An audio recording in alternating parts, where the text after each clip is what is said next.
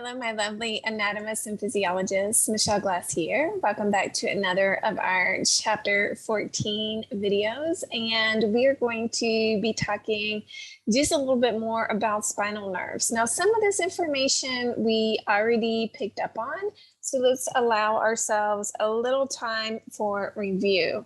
So the first thing that we want to pay attention to is that we have 31 pair of spinal nerves. And so when we talk about these as being paired and when we name the spinal nerves, we name them by region.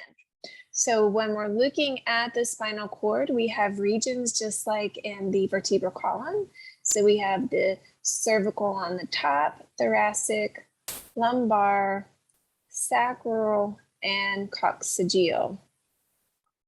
And so we have 8 pair of cervical nerves. We have 12 pair of thoracic nerves. We have 5 pair of lumbar. We have 5 pair of sacral, and we have 1 pair of coccygeal.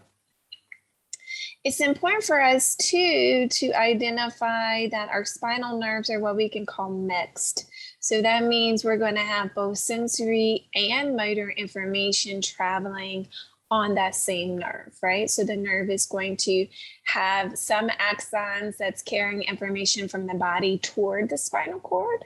And in that same nerve, we're going to have some axons that are carrying motor information from the spinal cord out to the body, right? So sensory and motor. We can also describe our spinal nerves as contralateral. And what contralateral means is cross body. And so we talked about this a little bit when we were in the brain. We said that you had hemispheric lateralization, and we saw that the right cerebrum is processing information from the left side of the body and directing the left side of the body. And then the left hemisphere is processing information from the right side of the body and directing the right side.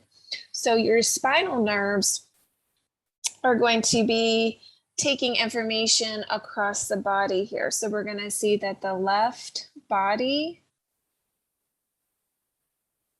signals make their way to the right brain.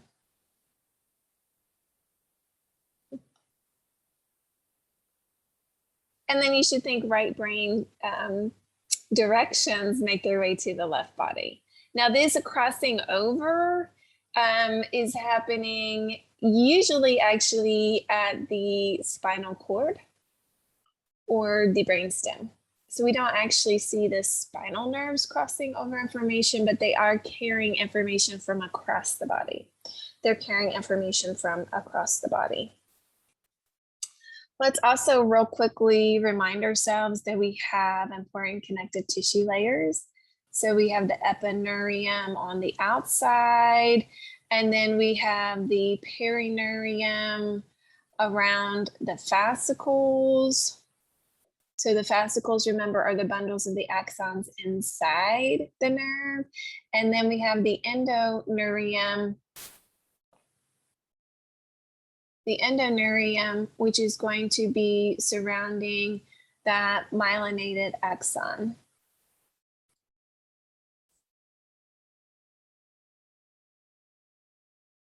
And then we can use that to help us remember that, oh, all of the axons in the spinal nerves are going to be myelinated. So this is an example of white matter.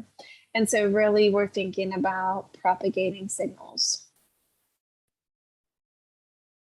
when we're thinking about our spinal nerves. Okay, the other thing that we need to pick up on is that your spinal nerves are going to have rami. And this is the plural form of the word ramus. And these are going to be branches of the spinal nerve to different areas or parts of the body.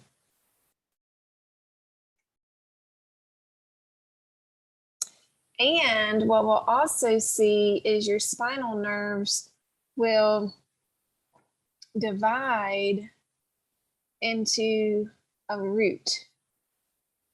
that will either, let's say here, enter or exit the spinal cord. And remember, entering is your sensory route, exiting is your motor route. So let's take a look at our model from our lab. So this is our spinal cord model. So we're looking here at half of a transverse cut of our spinal cord, half of our transverse cut of our spinal cord. So we've taken both a transverse and a sagittal cut. And what we're seeing is our nerve, our roots and our branches. So to get our orientation, let's begin by taking a look at the gray matter that's at the center of our spinal cord. So we have our gray matter at the center of our spinal cord. And remember, it's looking sort of like a body and a wing, and the wing have those extensions. And in the lab, we've labeled a lot of these components. In lecture, we've labeled just a few. So I'm going to keep up with our lecture labels here. We have the anterior gray horn at the front of the wing, the lateral gray horn at the side of the wing, and the posterior gray horn at the back of the wing. And if you'd like, you can go ahead and label that body of the butterfly. It's called the gray commissure.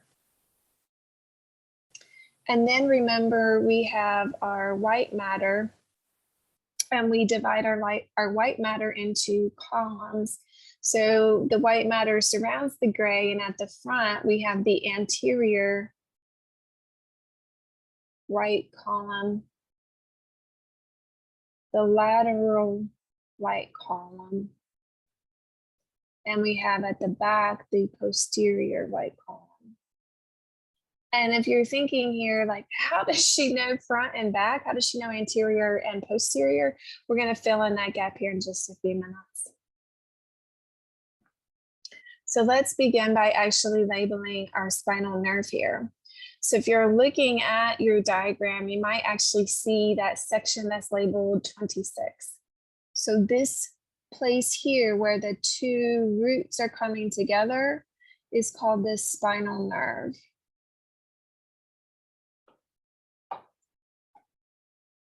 Now I said where these two roots are coming together. So if you're looking at the front side of the spinal cord, you have axons coming off of that anterior gray horn and lateral gray horn, moving through a little bit of that white matter, and then forming a branch of the spinal nerve. And we call this branch at the front, we call it the anterior ramus.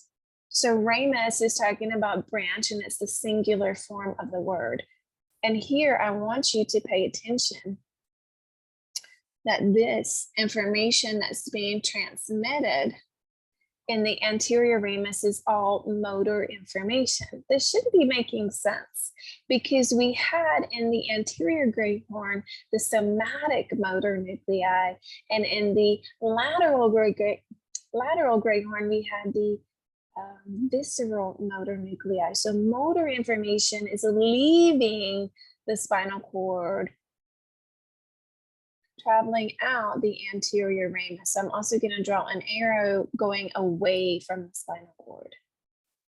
If we take a look at the posterior gray horn, we see coming into the posterior gray horn a bundle of axons, and this bundle of axons is making up then the posterior ramus. Posterior ramus is the branch. Oh my goodness, y'all. Scratch it. It's root, posterior root, and anterior root. I apologize. So we haven't actually named a ramus yet. We've been naming roots. So when we look at the front of the spinal cord and we see those axons coming out of the anterior and lateral gray horns, that motor information is making up the anterior root. And then when we look at the back of the spinal cord and we see the axons going into the posterior gray horn, that's making up the posterior root. And here, notice I changed my phrasing. I said going in because the back, the posterior root is your sensory information. And sensory information is always traveling in to the spinal cord. Now, how do I know the anterior from the posterior? If you look at the posterior, you have this kind of bulging area, and this is called the spinal ganglion. Ganglion is the singular version of the word, ganglia is plural. And we've defined a ganglia as a collection of cell bodies. So remember, this is an important processing center. Now, this particular area has several names. It can be called spinal ganglia. It can be called the posterior root ganglion. It can be called the dorsal root ganglion. So depending on your reference materials, you'll see it phrased in several ways. Now, this is important because our sensory neurons, remember, are unipolar in shape, which basically just, remember, means that the cell body is sticking out. Somewhere you have a dendrite becoming continuous, remember, with the axon, and the cell body is sticking out to the side. So these spinal ganglia are these collections of cell bodies. And so that's always how you know, that's always how you know that this is the posterior view and this is the anterior. There's a couple other ways that I've probably talked about with you in the lab, but this is a really good way for right here. Okay, so when we're thinking about that spinal nerve, where the anterior root meets with the posterior root, we have the spinal nerve. So you might want to think about like a tree, and remember that the roots come together and form the trunk, and then the trunk extends up and branches out. So now we're getting ready to name branches. So from the spinal nerve, we have three key important roots. Excuse me. We have three key important branches, which we call rami. Rami is the plural form. So we have a branch that sticks out to the back, and we call this branch the posterior ramus. We have a branch that it looks like it's to the side, but it's coming around to the front. So if you wanted to add into the drawing, it's actually curving around and coming to the front here. And so we call this branch the anterior ramus.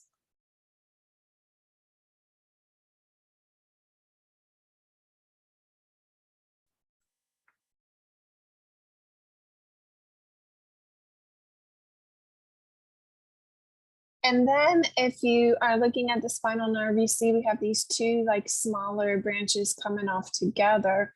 And since there's two of these together, we use the plural form rami, and we can call this communicants. And this has a few versions of the name, so you can also call it communicating rami. To kind of put together something to help us in the future, what we'll see is these communicating rami are going to come together and then bulge. And that bulge we're going to see as being called part of our sympathetic